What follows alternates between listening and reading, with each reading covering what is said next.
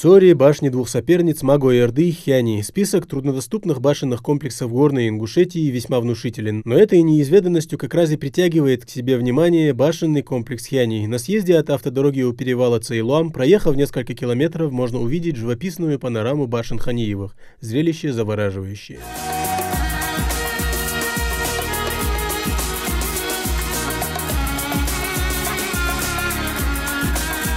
Территория Хиани начинается от большого камня, который встречает путников наверху, рядом с гравийной дорогой. Такие камни, как правило, устанавливались на границе каждого башенного поселения и давали понять гостям, где начинается чужая территория. Вот эти камни там встречаются очень часто среди других поселений, башенных комплексов. Вот эти камни уже по предварительным данным уже утверждаются, что они были уже для уточнения границы.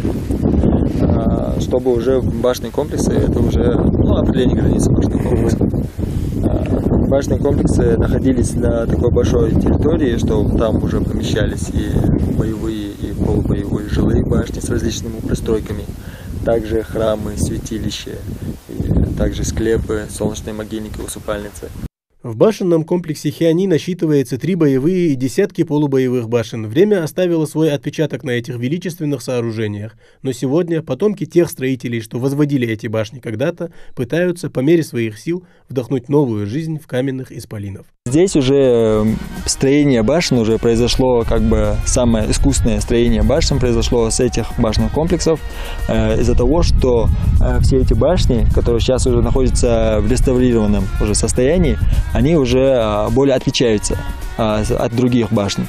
То есть отличаются своей новизной, архитектурой, строением. Вот эти башни уже находятся в центре Салгинского ущелья, рядом с рекой Чулхи, которая здесь протекает чуть ниже.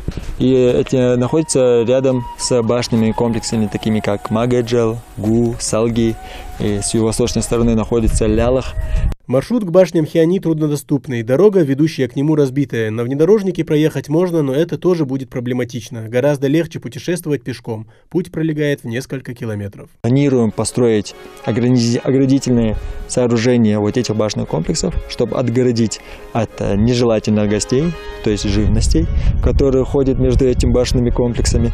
И также уже для туриста, чтобы он мог уже зайти, полностью посмотреть, не опасаясь за свое здоровье. То есть среди трав лежащий камень можно и не заметить, можно отступиться и повредить себе ногу.